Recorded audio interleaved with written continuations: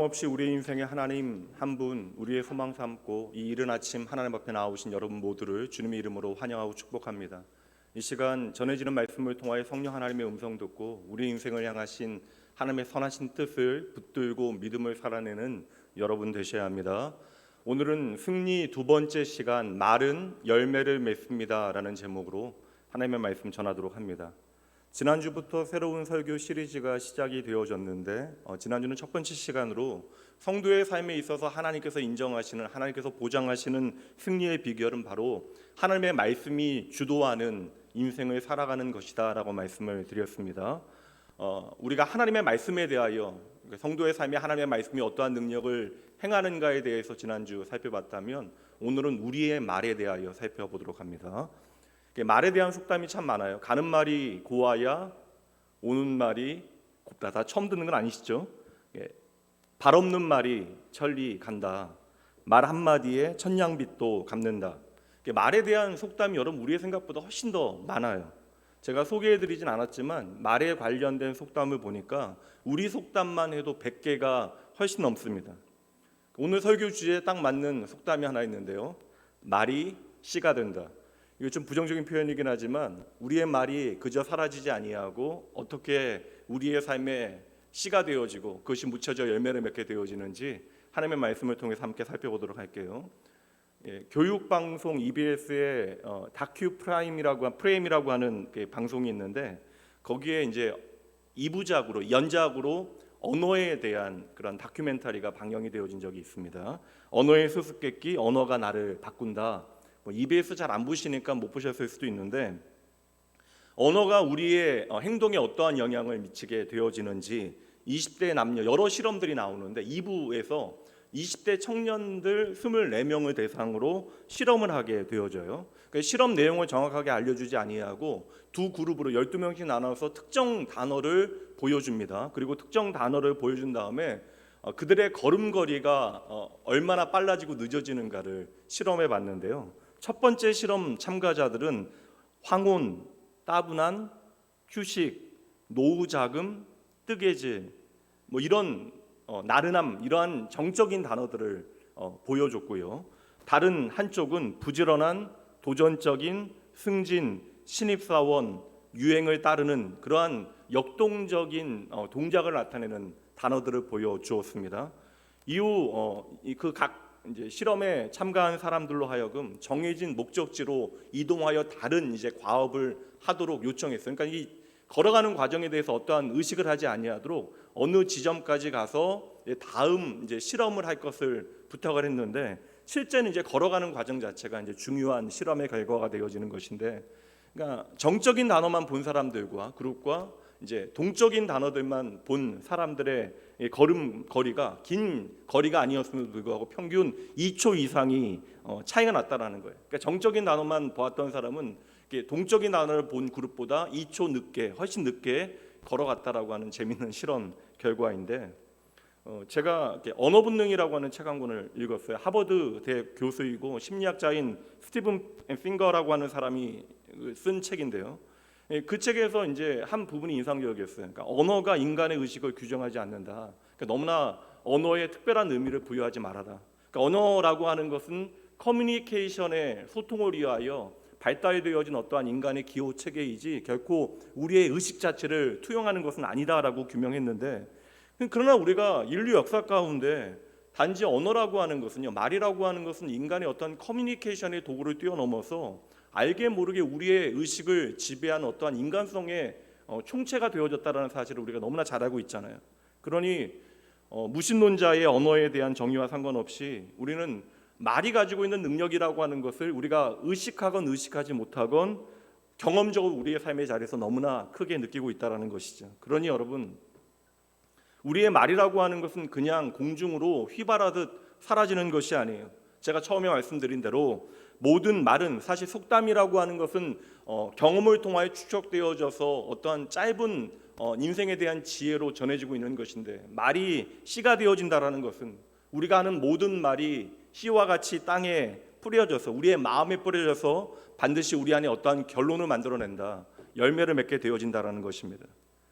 그래서 말이라는 것은 양날의 검과 같이 한마디로 사람을 살리기도 하고 죽이기도 하는 것이죠.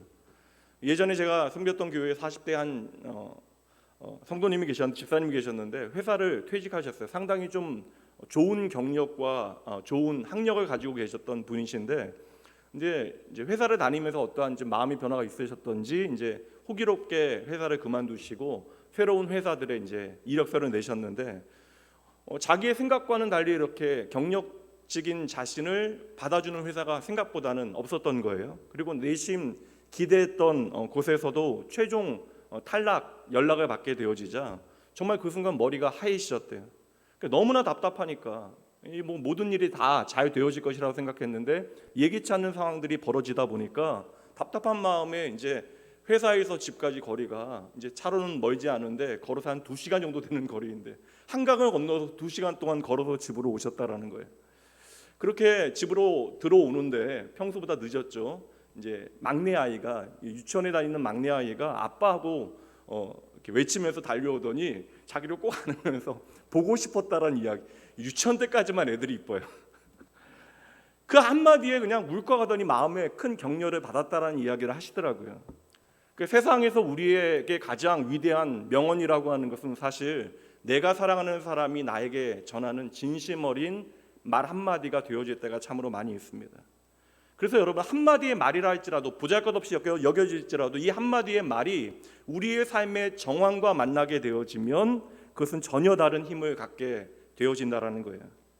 이렇게 우리는 모두 평소에는 생각하지 않지만 이 말의 힘과 능력에 대해서 분명히 인지하고 있는데 문제는 우리가 우리의 삶에서 이 말의 능력에 대해서 너무나 가벼이 여긴다라는 것이 문제가 되어지는 것입니다. 여러분 우리는 분명 알고 있어요. 하나님은 이 세상을 당신의 말씀으로 창조하셨습니다.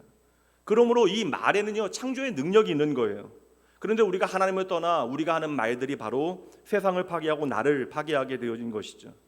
우리가 하나님의 은혜로 이제 예수를 나의 생명으로 만나서 이 자리에 예수를 나의 구주로 고백하며 모여있긴 하지만 우리의 존재가 예수의 보혈로 거듭난 것과는 상관없이 여전히 우리의 언어 생활은 거듭나지 못한 모양일 때가 참으로 많이 있습니다. 그러므로 여러분 우리가 거듭난 하나님의 백성이라고 하는 확신이 있다 할지라도 우리가 살아갈 때 우리의 언어가 창조적인 능력으로 나타나지 못한다면 하나님의 창조의 원리를 따라 우리의 언어가 거듭나지 못한다면 우리는 우리 인생을 살아갈 때 하나님께서 우리에게 원하시는 중요한 승리의 원리를 놓치게 되어지는 것이죠. 다시 말해서 기본기가 부족하게 되어지는 것입니다. 오늘 본문의 말씀에서 야고보 사도는 인간의 혀에 대하여 교훈하고 있어요. 특별히 2가지 비유를 사용하는데 사람의 혀를 말들의 입에 물리게 되어지는 재갈 그리고 큰 배를 조정하는 키와 비교하게 되어집니다. 그리고 이 비유를 통하여 우리는 몇 가지 중요한 신앙적 원리를 배우게 되어지는데 여러분 잘 아시는 대로 야고보 사도는요 우리에게 믿음이 있다면 이 믿음은 분명한 실체가 있다. 다시 말해서 이 믿음은 반드시 우리의 삶에 역사하는 능력으로 나타나야 된다. 그러므로 우리가 믿음이 있다 이야기하면 우리의 삶에 그 믿음은 열매로 맺혀져야 한다라고 말씀하고 있어요. 그래서 그 믿음의 실체를 밝히기 위해서 총력을 다하는데 본문의 말씀에서는 바로 성도의 언어 생활에 대하여 말씀하고 있는 것이죠. 제가 사람의 혀를 야고보 사도가 설명하기 위해서 2가지 비유를 사용한다고 말씀드렸습니다. 바로 말들의 입에 물리는 재갈 그리고 배를 조정하는 키라고 말씀드렸는데 이 비유는 첫 번째요. 이게 작은 것이 전체를 통제할 수 있다. 그러니까 작은 것이 전체를 움직일 수 있다라고 하는 것을 우리에게 보여줘요. 말은 참으로 큰 짐승이지만 작은 재갈 하나를 그 입에 물리게 되어지면 그 말을 통제할 수 있다. 그 말을 조종이 가능하게 되어진다. 배도 마찬가지로 큰 배의 방향을 결정짓는 것은 다른 것이 아니라 그 배에 있는 작은 키가 되어진다. 야고보 사도가 참으로 좋은 메타포, 좋은 비유를 사용하고 있는 거예요. 인간의 몸에서 혀라고 하는 것은 지극히 작은 지체이고 기관이긴 하지만 우리의 인생 전부를, 우리의 몸뿐만 아니라 우리의 인생 전부를 통제하고 다스릴 수 있는 힘이 있다라고 하는 것을 말씀에서 보여주고 있는 것이죠. 정말 인간의 언어에는 인생의 방향을 결정짓는 힘이 있습니다. 재판 중에 판사의 말 한마디는 한 사람의 인생을 결정짓게 되어져요. 대통령의 말 한마디가 국가를 전쟁으로 몰아넣을 수도 있고요. 아무 생각 없이 던진 부모의 말 한마디가 아이의 인생을 바꾸어 놓기도 합니다.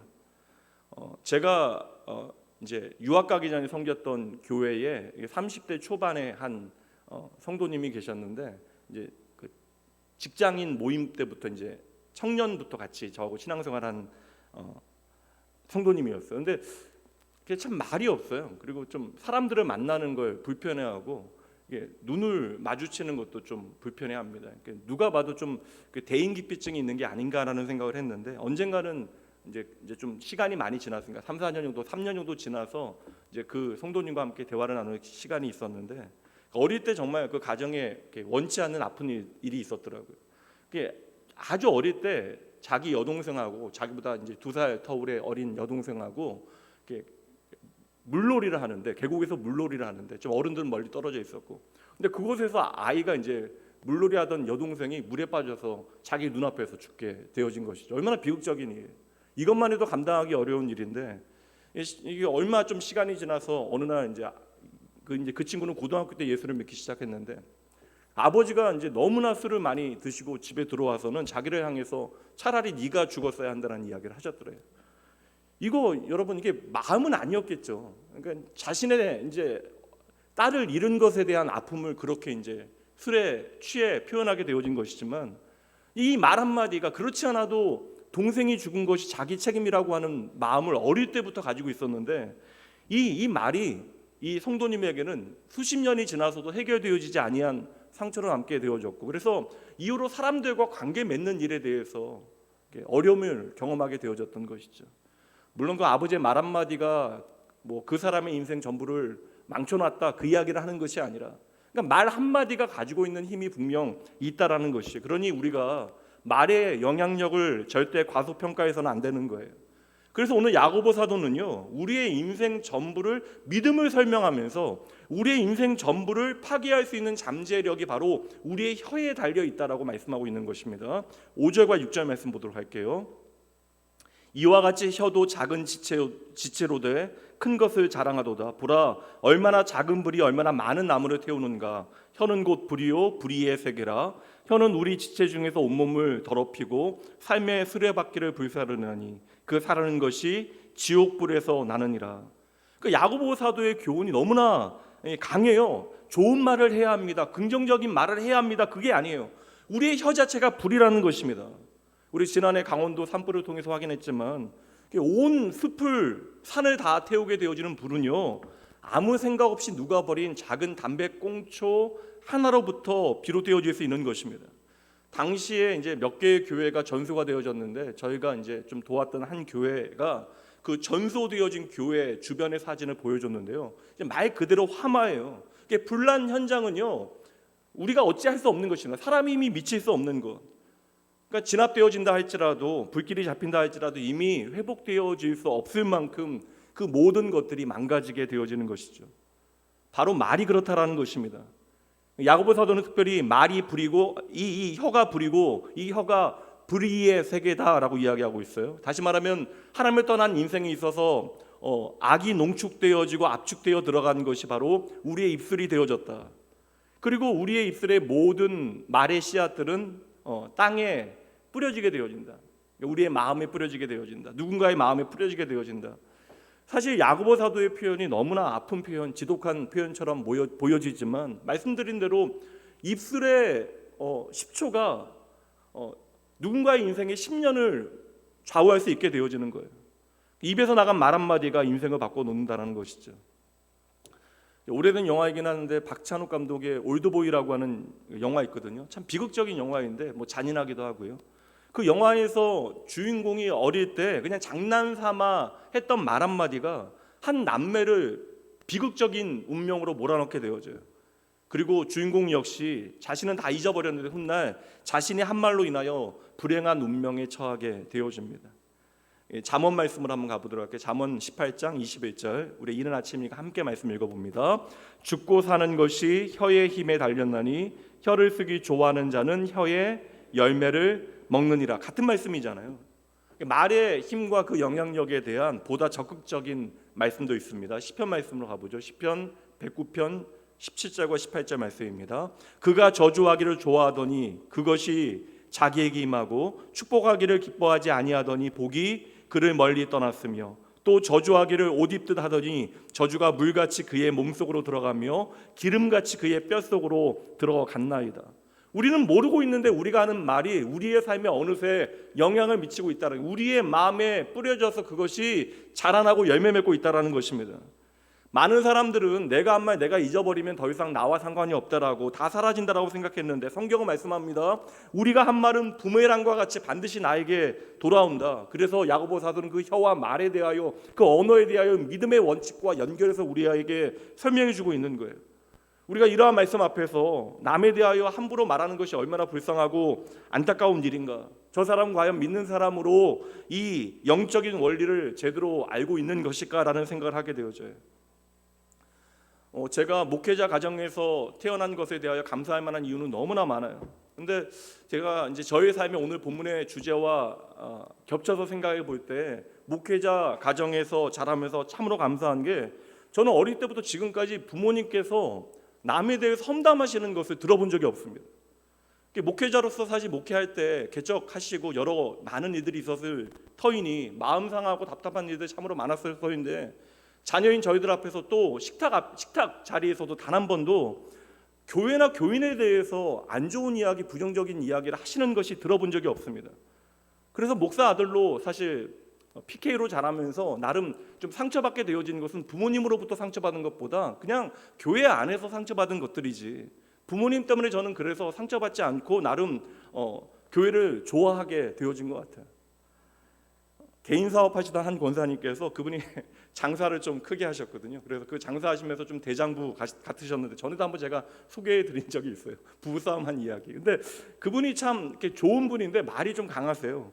근데 어느 날 20대 아들이 군대 갔다 와서 정신 못 차리고 지 마음대로 너무나 마음대로 사니까 예배도 잘 안 드리고 지 마음대로 그냥 놀고 다니고 술 먹고 다니고, 그러니까 너무나 화가 나서 좋은 말로 타이르다가 홧김에 이 쓸모없는 자식아, 아무짝에도 쓸모없는 놈아, 그 이야기를 하셨다라는 거예요. 그러니까 승질이 대단하신 분이에요. 이제 그리고 나서도 이제 화가 나니까 다른 말 계속 쏟아부으시고, 근데 이제 아침에 나오셔서 새벽 예배 마치시고 이제 집에 가셨다가 이제 사업장으로 나가시는데, 그날 다음 날 새벽 기도하시는데 성령 하나님께서 자신의 마음에 이렇게 어떠한 말씀을 하시는 것이 느껴졌대요.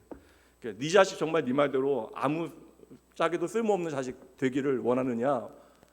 그 마음 앞에 좀 본인 그 말씀이 마음에 깨달아지니까 좀 사시나무 떨듯이 본인의 마음이 떨리셨다는 이야기를 하시더라고요.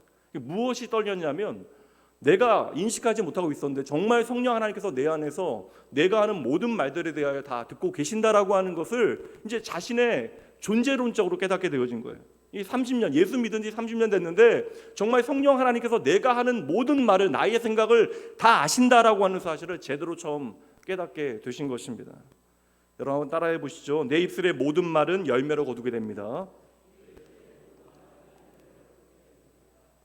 그런 여러분 뻔한 말이라고 생각하지 마시고요. 여러분의 입술로부터 나오는 말 결코 가볍게 여기시면 안 됩니다. 하나님께서 이스라엘 백성들, 그들이 하나님을 잊어버리고 그들이 그저 할 수 있는 것은 너무나 힘들어서 신음소리 내는 것인데, 그 신음소리조차도 하나님을 향한 기도로 들으시고 약속에 신실하신 하나님께서는 이스라엘 백성들을 애굽에서 건져내십니다. 그리고 홍해를 가르시고 그들을 구원해 주시고 돌보아 주셨는데, 광야에서 이스라엘 백성들은 눈에 보이는 작은 것들 조금만 불편해도 하나님 앞에 끊임없이 불평하죠. 대부분 그들이 불평할 때 하나님께서는 아무런 말씀 없이 그들의 모든 필요를 채워주셨지만, 그들이 그렇게 광야에서 불평하다가 늘상 했던 노래가 있잖아요. 야, 우리 여기서 다 죽겠다. 하나님께서는 너희 반드시 약속의 땅까지 내가 책임지겠다 말씀하시는데, 조금만 부족해도 이스라엘 백성들 광야에서 우리 여기서 다 죽는다라고 하는 이야기를 늘상 했다고요. 근데 정말 여러분 아시는 대로 광야 1세대, 그 출애굽 1세대들에게요, 그 말씀이 그대로 이루어집니다. 40년 동안 광야에서 그렇게 하나님 앞에 불평하다가 날마다 하나님과 동행하는 은혜의 삶을 살아감에도 불구하고 눈앞에 보이는 것들에 매여 하나님 앞에 불평하며 여기서 우리가 죽겠다 말하는 모든 사람들 다 죽어갔던 거예요. 오직 하나님의 약속의 말씀 믿고 우리는 산다라고 말했던 여호수아와 갈렙을 제외하고 모든 사람들은 그렇게 광야에서 자신들의 생명을 마감하게 되어집니다. 그러니 여러분, 우리의 입술의 열매가 얼마나 정확하게 우리의 삶에 임하게 되어지는지를 여러분 아셔야 돼요. 그러니 내가 거듭난 하나님의 백성이라고 자처하면서도 아무렇지 않게 내뱉게 되어지는 모든 불신앙의 말들을 한번 점검해 보셔야 합니다. 야, 차라리 내가 죽는 게 낫겠다. 힘들어서 못 살겠다. 무자식이 상팔차다. 내 인생 이미 끝장났다. 야, 네가 잘 되면 내 손에 장을 지진다. 죽어도 안 된다. 우리나라 사람들 참 자기 생명 가지고 함부로 말하잖아요. 그렇게 우리는 자기 죽이는 말을 날마다 함부로 내뱉고 있는데, 그럼에도 불구하고 오늘 우리가 이렇게 살아서 예배하고 있는 것이 정말 은혜이고 기적입니다. 여러분, 하나님의 자녀는 바로 하나님께서 우리에게 주신 이 말의 능력을 깨닫고 정말 하나님 앞에 말조심하면서 살아가야 하는 것이에요. 하나님께서 말씀으로 이 세상을 창조하신 다음에 그의 사랑하는 자녀들에게 말의 권세를 주셨어요. 그 언어를 사용할 수 있는 권세를 주셨습니다. 그래서 하나님의 창조에 동참했던 아담은 이 땅에 존재하는 모든 생명들에게 이름을 지어 주었던 것이죠. 그렇게 그 언어에는, 말에는요, 생명력이 있는 거예요. 그리고 뿌린 대로 거둔다라고 하는 것은 하나님께서 천지를 창조하신 이후 지금까지 계속되어지는 하나님의 창조의 법칙이 되어지는 것입니다. 이것을 통하여 이 세상의 시작이 하나님께로부터 시작되어졌다는 사실을 우리는 깨닫게 되어지고, 창조주 하나님 앞에 피조물로서 우리가 어떻게 우리의 삶을 살아가야 하는가를 배우게 되어지는 거예요. 그러니 우리가 장난처럼 습관처럼 아무 생각 없이 맺게 되어진 말의 열매는 여러분 다른 사람이 아닙니다. 가장 먼저는 저와 여러분이 거두게 되어지는 것이죠. 그리고 여러분이 뿌린 그 언어의 씨앗을 당장 여러분이 거두지 않는다 할지라도 훗날 여러분의 자녀의 삶에 열매로 맺히게 되어져요. 반드시 영향을 미치게 되어진다는 것입니다. 왜냐하면 언어라고 하는 것은 한 사람의 삶의 총체가 되어질 수 있기 때문에 그러한 거예요. 그러니 여러분의 자녀를 진정 복되게 하시기를 원하신다면 오늘 야고보 사도의 교훈대로 말 조심하셔야 합니다. 습관처럼, 장난처럼, 푸념처럼 스트레스 푼다고 내가 내뱉게 되어지는 모든 말들이 정말 여러분 나의 현실이 되어진다라고 한번 생각해 보세요. 그 하신 말씀을 반드시 지키시는 하나님께서 저와 여러분의 인생을 통하여 내가 하는 말에 책임을 지게 하신다면 여러분, 이것 우리가 깨닫게 되어지면 우리가 함부로 말할 수 없게 되어지는 것이죠. 그러니 오늘 말씀은 단순합니다. 야고보 사도가 교훈하는 대로 우리가 하나님 앞에서 나의 삶의 언어 습관을 한번 점검해 볼 필요가 있어요. 본인 스스로 그 그릇된 습관이 오래되면 모르니까 여러분의 가까운 사람들에게 한번 진심을 다해서 한번 물어보세요. 여러분이 과연 하나님의 사람답게 말하고 있는가? 나의 모든 말이 진정 믿음의 언어로 다른 사람들의 삶에 믿음의 씨앗으로 뿌리 내리고 있는가? 과연 내가 하는 말이 다른 이들을 향하여 축복의 언어로 그를 복되게 하고 있는가? 여러분, 우리의 삶에 우리는 하나님을 종종 놓치게 되어지잖아요. 하나님을 참으로 사랑하지만 우리의 삶의 현장에서 우리가 하나님을 놓치게 되어지는 모든 순간 여러분의 말 뒤에 어둠의 권세가 암약하고 있음을 기억하셔야 합니다. 그러니 우리는 이 세상에서 끊임없이 입술은 영적인 전쟁터로 변하게 되어지는 것이죠. 그래서 오늘 야고보 사도는 우리의 혀를 말의 제갈로 비교하고 있는 거예요. 제갈의 목적이 무엇입니까? 지멋대로 살아가는 그 말의 야성을 통제하는 데 목적이 있는 것이죠. 배의 키도 마찬가지예요. 배의 키는 폭풍과 싸우면서 방향을 잡게 되어지는 것입니다. 그러니 여러분, 우리가 입술을 제대로 쓴다라는 것은 우리가 하나님이 다스리시는 삶이 되어졌다는 증거가 되어지는 것이고, 오늘 우리가 이 세상을 살아가며 입술의 모든 불신앙을 담아내려고 하는 마귀의 권세와 우리는 끊임없이 싸우며 승리해야 하는 것이에요. 여러분 생각해 보세요. 우리가 하나님의 은혜를 노래하면서 얼마나 우리의 삶 가운데 내 감정대로, 내 느낌대로, 내 생각대로 함부로 말하게 되어집니까? 여러분, 자녀들 야단치다가, 자녀 잘 되게 하기 위해서 야단치시는데 자녀 야단치다가 의도치 않은 사나운 말 하게 되어질 때 있잖아요. 목사잖아요. 교육학을 공부했다고요. 그럼에도 불구하고 자녀를 야단칠 때 처음에는 너무나 좋은 말로 시작하는데 기도 안 한 것도 아니에요. 기도하며 너무나 좋은 말로 설명을 시작하는데 도무지 내 마음 이해해주지 않고 답답한 자녀를 향해서 나도 모르게 사나운 말, 험한 말 하게 되어지는 순간 여러분, 자녀도 놀라겠지만 제 자신도 놀라요. 한번 또 생각해 봅니다. 우리만 놀라는 게 아니라 여러분, 하나님은 또 얼마나 놀라시겠어요. 그러고 나면 여러분, 그 순간 우리는 성령 하나님께서 내 안에서 탄식하시는 것을 느끼게 되어지는 거예요. 이것을 세상적인 사람들의 말로 이야기하면 양심이라고 이야기하는 거예요. 우리의 마음이 괴로운 것이죠. 그러니 여러분, 감정대로 말하시면 절대 안 돼요. 우리의 감정이 우리의 입술을 장악해 버리면요, 6절 말씀 그대로 우리의 혀가 온몸을 더럽히고 우리의 삶을 불사르게 되어지는데, 그 사르는 힘이 어디서 나와요? 지옥불에서 나온다라는 거예요. 생명 없는 곳, 하나님과 단절되어진 그곳으로부터 모든 것을 다 태워버린다. 여러분, 첫 인류가 그 놀라운 하나님의 은혜 가운데 하나님의 샬롬에 동참했던 그들이 하나님 버리고 타락하는데 사탄이 던진 말은 단 한마디였어요. 진짜 하나님이 먹지 말라 하시더냐. 그 말 한마디가 바로 지옥불에서 나온 파괴력을 갖고 역사했던 것이죠. 그러니 여러분, 오늘 거듭난 여러분의 입술은 바로 영적인 전쟁터임을 기억하셔야 돼요. 사탄의 권세가 시시탐탐 여러분을 노리고 있기 때문에 말씀이 여러분의 입술을 주장하지 아니하고 기도하지 않고 여러분 마음대로 말하게 되어지면 여러분이 하는 모든 말들은 아무리 아름답다 한들 시험거리만 만들게 되어지는 것입니다. 그러니 여러분, 다시 한번 이것을 바꾸어 역으로 생각해 보면 우리의 입술과 혀는 하나님만이 통제하실 수 있음을, 다스리실 수 있음을 믿으셔야 돼요. 7절과 8절 말씀 보세요. 여러 종류의 짐승과 새와 벌레와 바다의 생물은 다 사람이 길들일 수 있고 길들여 왔거니와 혀는 능히 길들일 사람이 없다. 쉬지 아니하는 악이요 죽이는 독이 가득한 것이라. 그러니까 사람의 혀를 가장 먼저 길들이기 어려운 무서운 야생 짐승에 비교하고 있는데 결국에는 야생 짐승도 길들여진다라는 거예요. 그런데 무엇은 길들여지지 않아요? 길들여지지 않을 것 같은 야생 동물도 길들여지는데 사람의 혀는 인간의 힘으로 통제할 수 없다. 그래서 8절 마지막 말씀 다시 보시면 길들여지지 않는 혀는 쉬지 않는 악이고 가득한 맹독이다. 그러니 여러분, 우리의 악한 혀는 우리가 아니라, 우리가 불신앙을 내뱉고 있는 우리의 모든 말은 우리가 아니라 하나님께서 친히 다스려 주셔야 돼요. 그래서 우리의 인생의 주인 되실 때 우리의 언어가 변화되어지는 것입니다. 그래서 여러분, 우리의 언어가 진정으로 변화되어지기 위해서는 여러분 교육과 교양이 필요한 게 아니야. 겉으로 여러분 얼마나 교양 있는 말을 하는가가 중요한 것이 아닙니다. 그 안에 진실이 담기지 않으면 그것도 다 악독을 쏟아내는 말인데, 진정으로 우리의 언어가 거듭나기 위해서는 여러분, 그래서 우리가 성령 충만해야 하는 것입니다. 지옥불에서 온 입술의 파괴력은 오직 하늘로부터 우리에게 오신 예수 그리스도의 보혈만이 우리를 깨끗게 할 수 있음을 여러분 믿으셔야 합니다.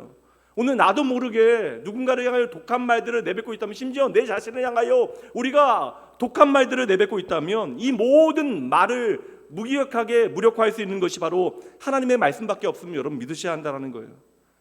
사탄의 말은 언제나 저와 여러분을 죽음으로 내몰고 있지만 예수님의 말씀은 저와 여러분을 살리는 능력이 있는 거예요.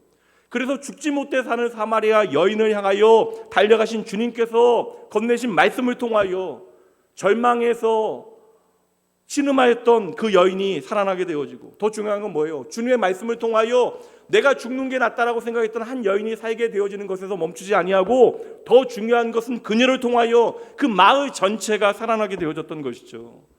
그러니 여러분 기억하셔야 합니다. 하나님께서는 오늘도 사람을, 그리고 인생을 살리는 언어를 성령 하나님을 통하여 저와 여러분에게 주시기 원하신다는 사실 여러분 잊지 마셔야 돼요. 우리가 오랫동안 내가 나의 주인 되어 살아가다 보니까, 세상 가운데 하나님의 마음 놓치고 살다 보니까 내 입에 붙은 습관을 바꾸기가 참 쉽지 않아요.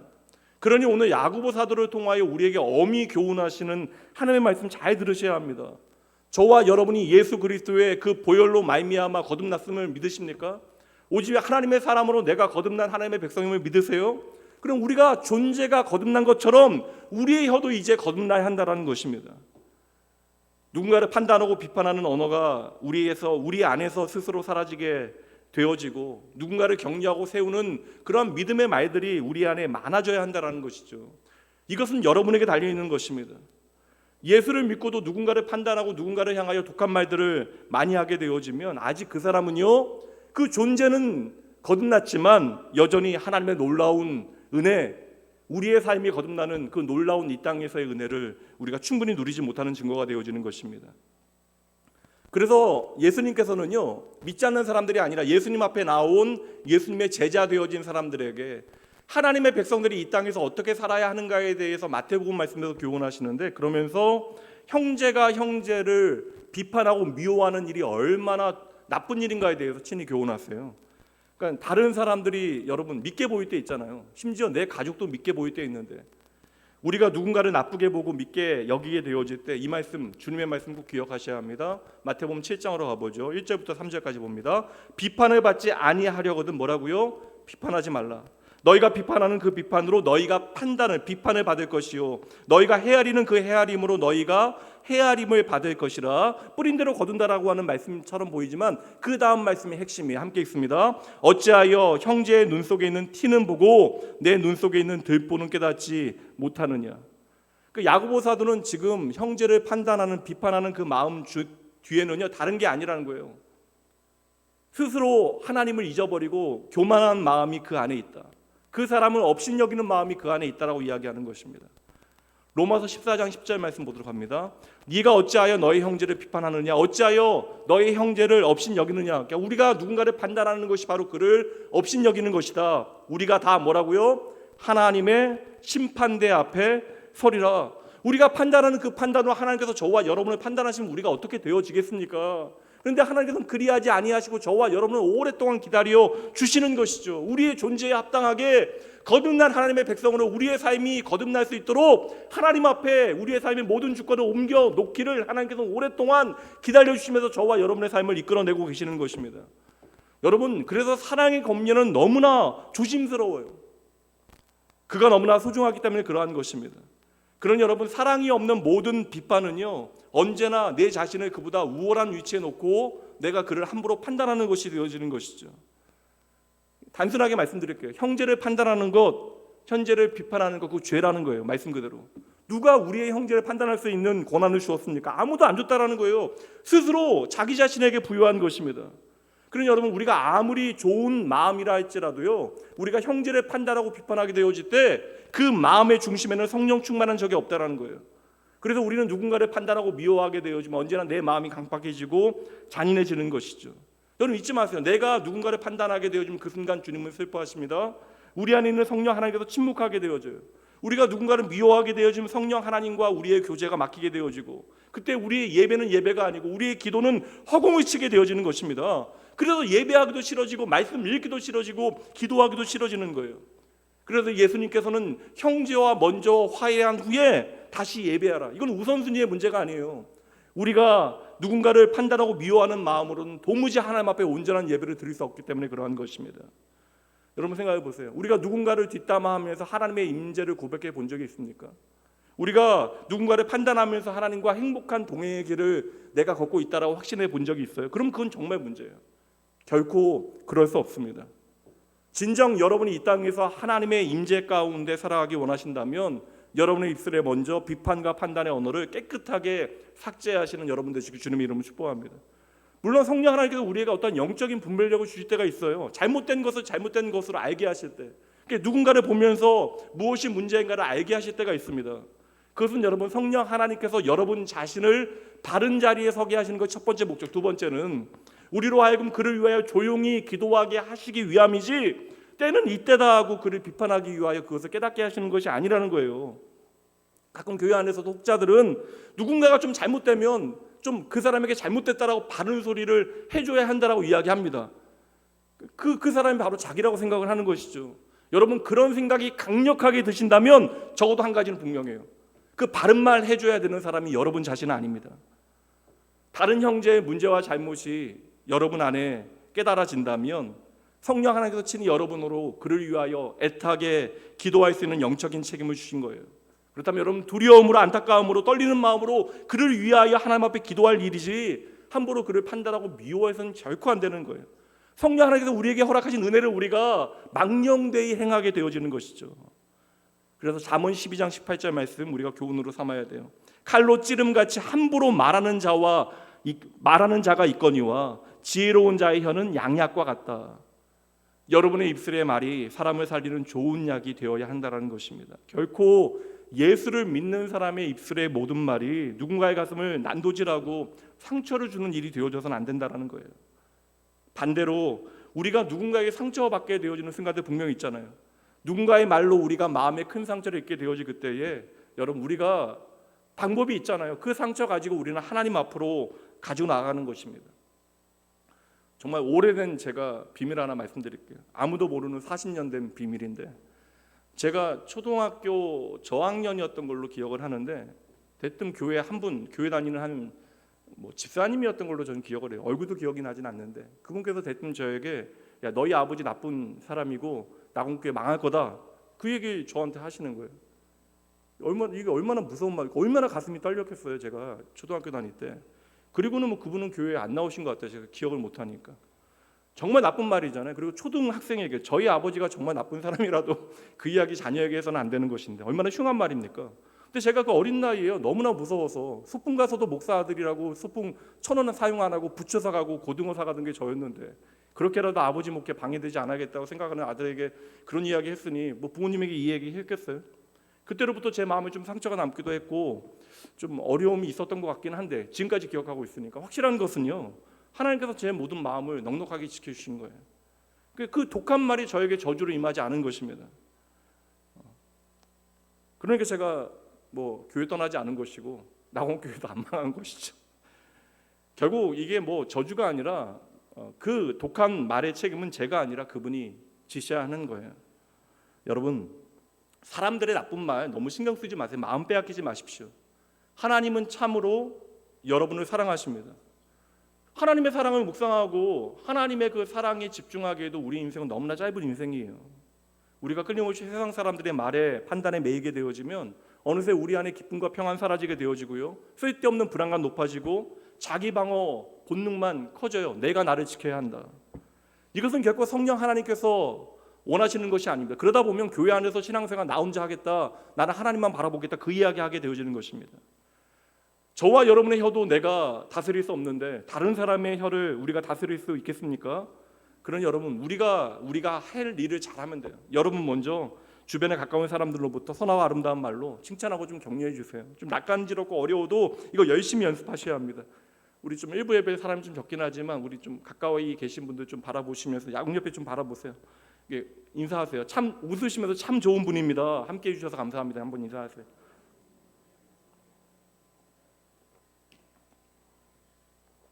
좀 자녀는 언제나 부모 보기엔 답 없는 순간들 많아요. 그런 저는 자녀 자랑 안 합니다. 좀 자랑하고 싶어도 자랑하지 않아요. 이게 답 없는 자녀, 언제나 나에게 걱정인 자녀, 내가 어느 순간인가 더 답 없이 여겨질 때에도 여러분 그냥 격려해 주세요. 보이지 않는 가능성을 하나님의 시선으로 바라봐 주시고 조금 더 기도하면서, 그러니까 기도하는 게 중요합니다. 기도하면서 약속 붙들고 여러분 기다려 주세요. 사랑은 오래 참는 것입니다. 예수 안 믿는다 어제도 제가 잠시 한 성도니가 우리 전화 통화하고 기도해 드렸는데 기도해도 이제 남편 이렇게 막 술 마시고 신앙생활 제대로 하지 않고 막 그냥 그렇게 사니까 너무나 답답해서 기도를 너무 안 들어주신다고. 그래서 제가 그래서 요즘 좀 기도를 더 안 하시는 것 같다고 제가 말씀드렸는데 남편 이게 뭐 아내 함부로 판단하거나 다른 사람들과 비교하지 마시라고요. 가끔 우리 신앙생활 하시는 우리 여자 성도님들 너무나 비장해요. 내 남편은 아무것도 모르는 바보 온다 갖고 나는 좀 평강공주가 돼서 그를 좀 바꿔놓겠다. 그러니까 문제가 생기는 거예요. 남편 그렇게 안 변해요, 여러분. 시간 지날수록 여러분만 화병납니다. 기도도 안 돼요. 분명한 것은 여러분의 비판으로 남편 변하지 않습니다. 여러분의 남편을 변화시키는 것은 성령 하나님께서 하실 일이고요. 여러분은 그를 위하여 격려하고 기도하는 일이에요. 그래야 여러분이 지치지 않아요. 교회 안에 다양한 모임들 있잖아요. 자꾸 좀 고치려고 또 자꾸 뭔가 좀 내가 말해서 방향을 좀 바꿔놓으려고 가르치려고 하지 마시고요. 먼저 좀 격려의 통로, 세움의 통로가 여러분들이 되어 주셔야 합니다. 그래야 교회가 살게 되어져요. 영적인 지도자들이요, 비판하지 말고 좀 격려해 주세요. 나온게 좋은 성도님도 많이 계시지만 목양과 말씀의 자리, 다양한 섬김의 자리에 있는 분들을 좀 귀히 여겨주세요. 그래야 여러분 그들도 세움 받고요. 그들이 건강하게 세워져야 여러분에게도 복된 일이 되어져요. 한 부서에서 지금 교사교육 진행되어지고 있는데 교사교육 잘 진행되고 있다고 목사님께서 이야기해 주셨어요. 그런데 오후에 한 우리 교사분께서 한 두 분이 따로 이제 오셔서 이 교사교육 참 좋다고 감사하다고 목사님 수고하신다고 간단한 간식과 함께 인사하러 오셨대요. 그러니까 그 말 저한테 전하시면서 너무나 행복해 하시는 거예요. 저에게 이제 하나 마시라고 저도 덕분에 덕받습니다. 이거 여러분 아무것도 아닌 것처럼 보이지만 감사한 일에 마땅히 감사하는 것을 통해서 이게 당연한 것처럼 보여지지만 그를 통해서 누군가는 너무나 행복하고 세움을 받는다라는 것이죠. 여러분 잊지 마세요. 성령 하나님만이 저와 여러분을 비판하실 수 있는 분이신데 성령님은요 가장 지혜롭고 온유하고 또한 아무 상처 없이 저와 여러분을 고쳐놓으실 수 있는 분임을 우리가 기억해야 돼요. 이거 믿어야 여러분 우리가 성령 하나님 앞에 모든 것을 맡겨드리고 우리는 비로소 믿음의 자리, 기도의 자리를 지키게 되어지는 것입니다. 그러니 여러분 결코 신앙생활하면서 교회 안에서 성령 하나님께서 하시는 일을 가로채서는 절대 안 돼요. 내가 다 하려고 하면 반드시 그 모든 것들이 엉클어지고 망가지게 되어지는 것입니다. 이제 말씀을 좀 차분히 정리해 보도록 할게요. 우리가 진정 이 세상 가운데 세상이 말하는 성공 말고요, 세상에서 잘 먹고 잘 사는 것이 전부 되어지는 것이 아니라 하나님께서 인정하시는 하나님의 백성의 승리를 맛보기 원하신다면 여러분 먼저 믿음의 말로 씨를 뿌리고 믿음의 열매를 여러분의 삶에서 많이 거두셔야 합니다. 이를 위해서 구체적인 실천 과제들을 말씀을 통해서 삼으세요. 온갖 부정적인 생각이 나를 사로잡게 되어질 그때에 여러분 부정적인 생각이 나를 사로잡는 것으로부터 비판적인 어떤 생각들이 여러분 마음 안에 생긴다면 비판하는 시간은 좀 줄이시고요. 그러니까 비판하는 시간 아예 확 줄이시고 대신 말씀 읽고 기도하는 시간은 더 많이 가지셔야 돼요. 모든 나의 상처와 시험으로부터 내가 이길 수 있는 것은 내 자신이 아닙니다. 바로 하나님의 말씀과 하나님 앞에 기도로 나아가는 시간을 통해서 가능한 거예요. 우리가 그래서 말씀 붙들고 기도하기만 해도 우리 안에 하나님께로부터 주어지는 그 창조적인 생명력이 커지게 되어지는 거예요. 그러니 여러분 당장 여러분을 위해서 판단하는 일을 멈추셔야 합니다. 여러분 하나님 앞에 우리가 다 용서받지 못할 죄인이에요. 여기서부터 우리에 대한 이해가 시작되어지는 것입니다. 다음 주에 좀 더 자세히 살펴보겠지만 우리의 마음을 지키기 위해서 내가 용서받지 못한 죄인이라는 사실을 깨닫게 되어질 때 우리는 비로소 하나님의 형상대로 창조되어진 우리가 어떠한 짓을 저질렀고 그럼에도 불구하고 우리가 어떻게 하나님 앞에 사랑받았는가를 깨닫게 되어지는 것이죠. 마태복음 7장 5절 다시 보죠. 외식하는 자여 먼저 내 눈 안에 있는 들보를 빼어라. 그 후에야 밝히 보고 형제의 눈 속에서 티를 빼라. 우리가 누군가를 판단하기 원한다면 이러한 과정을 걸으라는 거예요. 누군가를 비판하는 사람은 위선자. 왜냐하면 자기 허물을 보지 못하기 때문에 자기는 여전히 하나님 앞에서 너무나 엉터리면서 남들에게만 문제다 고치라 이야기한다라는 것입니다. 그러니 여러분 오늘 여러분 눈에 좀 거슬리는 사람이 있다. 그 예수님의 말씀대로는 어떤 의미예요? 오늘 여러분의 눈에 거슬리는 사람이 있다? 여러분 안에 지금 대들보만한 교만이 들어있는 거예요. 그러니까 하나님도 보이지 않는 것입니다. 주님의 말씀 기억하고 한번 따라해 보시죠. 남을 판단하면 나도 반드시 판단을 받게 됩니다. 사랑하는 성도 여러분, 오직 하나님의 은혜로 새로운 피조물 되어진 거듭난 여러분, 주의 말씀으로 권면드립니다. 에베소서 4장 29절 이 말씀 꼭 기억하셔야 돼요. 함께 읽어봅니다. 무릇 더러운 말은 너희 입 밖에도 내지 말고 오직 덕을 세우는 데 소용되는 대로 선한 말을 많이 하여 듣는 자에게 은혜를 끼치게 하라. 덕을 세우는 선한 말 뭐예요? 형제를 살리는 말, 그를 행복하게 만들고 기쁘게 하고 하나님의 사랑과 은혜 앞에 다시 일어나게 만드는 말. 여러분의 입술의 모든 말이 모든 사람에게 은혜를 끼치는 귀한 하나님의 역사가 나타나게 주님의 이름으로 축복합니다. 모든 사람들이 다 연약해요. 이 자리에 말씀을 전하고자 하는 저도 그렇고 여러분도 다 텅 빈 인생입니다. 저와 여러분이 연약하고 불쌍하기에 하나님이 오늘도 저와 여러분을 긍휼히 여기시는 거예요. 세상 그 누구도 단단한 사람 없습니다. 세상 그 누구도 홀로 살아갈 수 있는 사람 없다고요. 칭찬과 격려가 필요하지 않는 사람은 아무도 없습니다. 그러니 여러분의 사랑하는 자녀를 위하여, 가족을 향하여, 그리고 주의 몸된 교회를 향하여 주의 약속의 말씀을 붙들고 축복하게 되어질 때 그 모든 우리 입술로부터 나오는 모든 말들은 풍성하고 아름다운 열매를 맺게 되어질 줄 믿으셔야 돼요. 하나님은 오늘도 여러분의 입술의 모든 말을 통하여 일하기 원하신대요.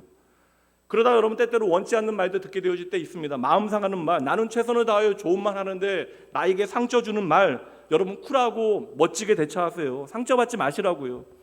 푸시켄의 시처럼 슬퍼하거나 노하지 마십시오. 사실 우리가 면밀히 좀 살펴보면 우리가 작은 말에 상처받는 거요 자존심 때문이에요. 여러분 생각해 보세요. 여러분 하나님의 뜻대로 살지 못해서 하나님의 영광이 나 때문에 땅으로 떨어지는 것에 대해서는 내가 개의치 않으면서, 그러니까 하나님의 영광이 나 때문에 상처받는 것, 떨어지게 되는 것에 대해서는 우리가 상처받지 않으면서 누가 나에 대해서 조금만 한마디 하면 불같이 화를 내는 거 얼마나 문제예요. 그러니 여러분 나의 자존심을 하나님의 영광보다 더 소중히 여기는 것도 큰 불신앙이 되어지는 것입니다. 여러분을 향해서 비난의 말들이 있을 거예요. 목사님 저도 마찬가지예요. 이게 심리학의 원리예요. 크게는 10명 중에 2명은 나를 싫어해요. 10명 중에 2명은 이유 없이 나를 싫어할 수 있습니다. 저는 항상 그 생각해요. 교인들 중에서도 10명 중에 2명은 나를 항상 싫어할 수 있다. 그것을 증명하기 위해서 여러분 주시하시면 안 돼요. 만약에 여러분들을 향하여 원치 않는 비난의 말들이 있다면 억울해하지 마시고 그냥 마치 비 오는 날 묻은 진흙처럼 여러분 처리하셔야 돼요. 비 오는 날 진흙 여러분 당장 해결하라고 하면 더 번지게 되어집니다. 해결이 안 돼요. 그냥 냅둬야 돼요. 해 뜰 때까지 냅둬야 됩니다. 마를 때까지 냅두면 그 진흙이요 어느 순간 떨어지게 되어지는 것이죠. 그러니 여러분, 때로는 억울한 말들, 유언비어 공격이 있다 할지라도 즉시로 좀 반응하지 마시고, 그러면 감정으로 대하게 되어지니까 내버려 두시면 돼요. 저도 이렇게 연소하지만 목사로 이제 사역을 20년 넘게 하다 보니까 나름의 대처 방법이에요. 그러니까 설명하려고 하지 않아요, 다. 때로는 이렇게 설명하다 보면 그에 대해서 판단하게 되어지니까 변호하지 않아요. 그냥 냅둬요. 시간이 지나면 그냥 마음은 전해지게 되어지는 것이고, 그때 제가 무언가를 제 스스로 변호하고 설명하다 보면 저도 모르게 더 큰 구덩이에 빠지게 되어지는 경험들이 있었기 때문에 그러합니다. 그러니 여러분, 그러한 순간에 차라리 은혜의 햇살 안에 들어가시면 돼요. 말씀의 빛 안에 들어가셔서 가만히 하나님 앞에 엎드려 있으면 어느새 여러분을 아프게 했던 모든 말들은 그냥 알아서 툭툭 떨어지게 되어지는 줄 믿으시기 바랍니다. 지난주에 제가 말씀드렸어요. 세상에 하는 모든 말들은 아무리 돕게도 하나도 이루어지지 않아요. 오직 여러분을 향한 하나님의 말씀만이 이루어지는 줄 믿으시기 바랍니다.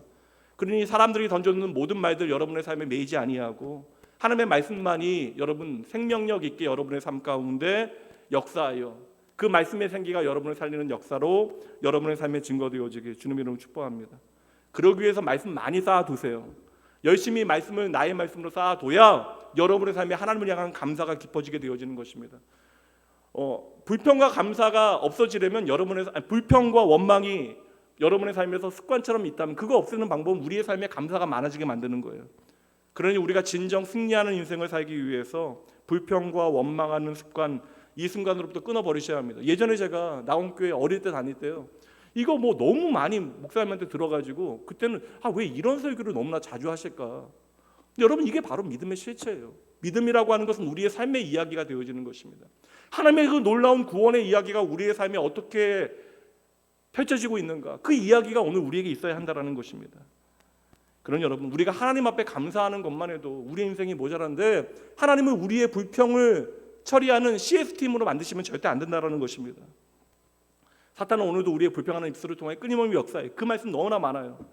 그러니까 불평하는 사람들이 있다 보면 나도 모르게 전염되어집니다. 그러니 불평하는 군중 속에 있어서도 안 되고요. 그러다 보면 같이 망하게 돼요. 그래서 다윗은 이거 정확하게 알고요. 심지어 뭐라고 이야기하냐면, 내 입술이 범죄하지 않기 위하여 악인이, 불평하는 입술이 내 앞에 있을 때에 내 혀에, 내 입에 재갈을 물리겠다라고 이야기해요. 아무 말 하지 않겠다. 왜냐하면 그러면 나도 같이 망가지게 되어지기 때문에 그러합니다.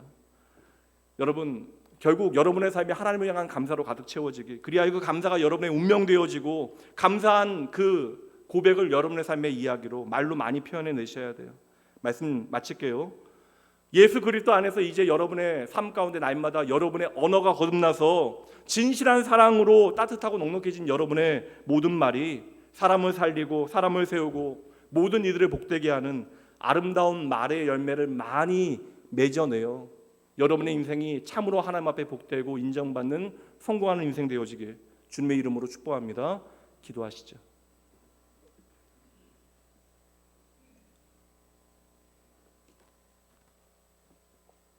하나님, 나의 사랑하는 아버지, 오늘도 저희에게 말씀하시고 그 말씀이 생명의 능력 되어질 수 있도록 성령 하나님을 통하여 일하시니 감사합니다.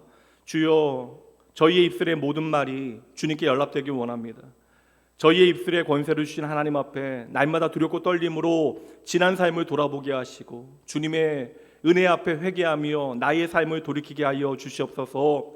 말씀으로 천지를 창조하신 하나님의 자녀임에도 나의 입술의 말이 얼마나 중요한지 제대로 알지 못했습니다. 거듭난 하나님의 자녀답게 저희의 삶을 하나님 앞에 살아내지 못하였습니다. 주여, 저희 입에서 하나님 없는 불평불만 사라지게 하시고 하나님의 말씀을 통하여 형제를 살리고 격려하는 주의 몸된 교회와 세상을 복되게 하는 귀한 언어의 말들이 저희 입술로부터 가득 쏟아지게 하여 주시옵소서. 날마다 말씀으로 나를 격려하시는 성령 하나님께 집중하게 하시고 언제나 살아있는 말씀으로 나를 교훈하시어 내 입술의 모든 말을 아름다운 믿음의 열매로 맺게 일하시는, 내 삶의 모든 말을 귀히 들어주시는 예수님 이름으로 축복하며 간절히 기도합니다. 아멘. 이 시간 드려진 헌금 봉헌하도록 합니다. 잠시 여러분 말씀 붙들고 여러분이 결단하며 고백하시죠. 아무것도 아닌 이야기 아니에요. 뻔한 이야기 아닙니다. 우리가 구원받은 하나님의 백성으로 우리의 인생의 시간 가운데 하나님의 백성답게 살아드리지 못하면 이거 너무나 안타까운 일이에요. 인생이 허무해지는 일이 되어집니다. 이 시간 하나님의 말씀 나의 말씀으로 듣고 이 말씀이 나의 삶에 역사하여 나의 입술의 모든 말을 통하여 하나님의 나라가 이 땅에 임하고 하나님의 평강이 많은 이들을 복되게 하는 귀한 은혜의 역사 있어지길. 여러분 조금 더 그러므로 따뜻한 사람 되어주셔야 합니다. 다른 이들을 귀하게 여기는 주님의 마음 품은 주의 자녀도 되셔야 돼요. 잠시 하나님 앞에 도움 구하며 간구하며 나아갑니다.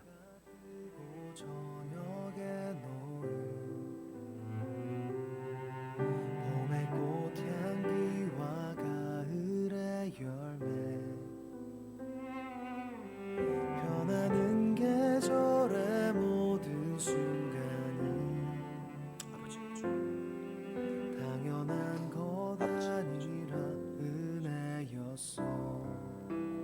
모든 것이 은혜